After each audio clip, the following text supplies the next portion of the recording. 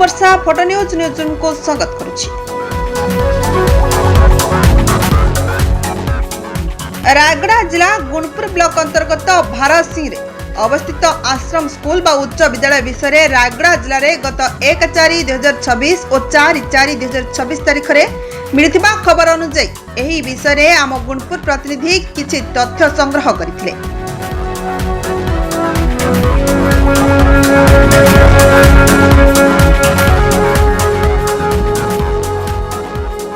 School रे अंतेवासी छात्र छात्री उत्कल दिवस दिन मध्याह्न भोजन और छात्र छात्री मानकु टीसी देवा विषय में प्रश्न करथिले। एही विषय में स्कूल सुपरिटेंडेंट देवेंद्र कुमार पंडा कहिथिले कि एही विषय सबु संपूर्ण मिथ्या एवं एही स्कूल रु रिलीफ करा जायतिबा शिक्षा विभाग रो शिक्षक संतोष कुमार पंडा मो विरोध रे एपरि चक्रांत करी सबु करूछंती बोली से मतक दैथिले।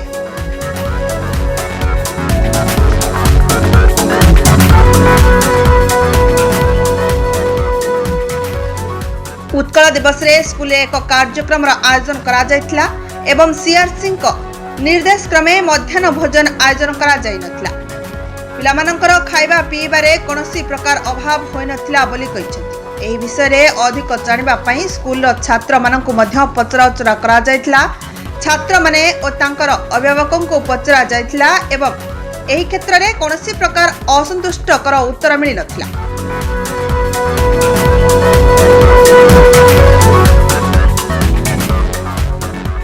द्वितीयतः पिलामानंकर टीसी नेबा विषय ने जवाब देथिले।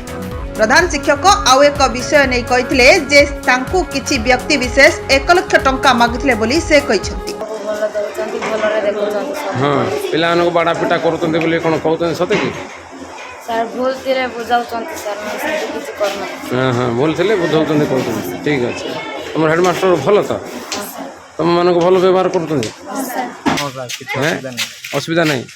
हेड सार केंदे भलो लोक ना केंदे तुम मानको खराब व्यवहार किछ करना दे बाडा पिटा किछ करना दे। हां ठीक टाइम रे खाया पय दउतंती जलखिया भात रात रे खाना हैं आ सब भल रे चर्चा करतंती तमरा सब भलो सर किछ असुविधा नहीं। ए स्थान रे कि 10 वर्ष होछे एटे खाइबाटा और भल देउचंती पाठ पढ़ा और भल होछि।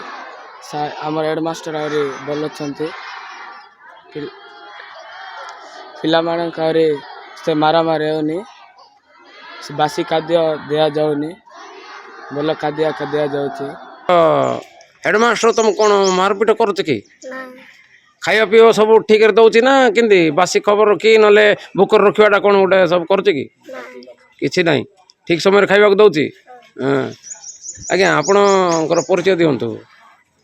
पर्यंत आम पिला 5 वर्ष सीटा एल गणेशर बापा कि तमे? हाँ सर हेल रंजित। हाँ एले तुमर पिला ये स्कूल रे पाठ पढुची केते वर्ष हला? 5 वर्ष होची। 5 वर्ष होची पाठ पढुची। केबे गुड दिन स्कूल रे विरोध रे कोन लिख बोले तुम कहिछि कि स्कूल मास्टर मारिबाटा कि खाइबाटा ठीक दउनी बोली कोन कहिछि कि? किछ नाही सर भल रे रहउची। भल रहउची भल पाठ होची भल खाठाई मन से खाइ दउचंती। हिसाब रो बल मंद सब बल अछि बोला पिलाटा कहउतला। जहाँ तथ्य देखुचंती शुणुचंती या संपूर्ण मिथ्या। ए सबु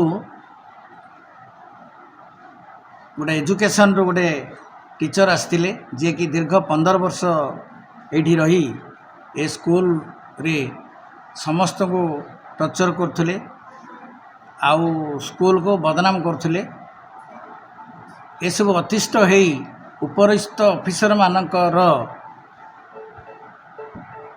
भर्बाल ऑर्डर क्रमे तांकु 31 तारीख दिन मार्च 31 रे रिलीव करागला। मार्च 31 रे रिलीव कला परे 1 तारीख टू सी तार समस्त शक्ति खटे विभिन्न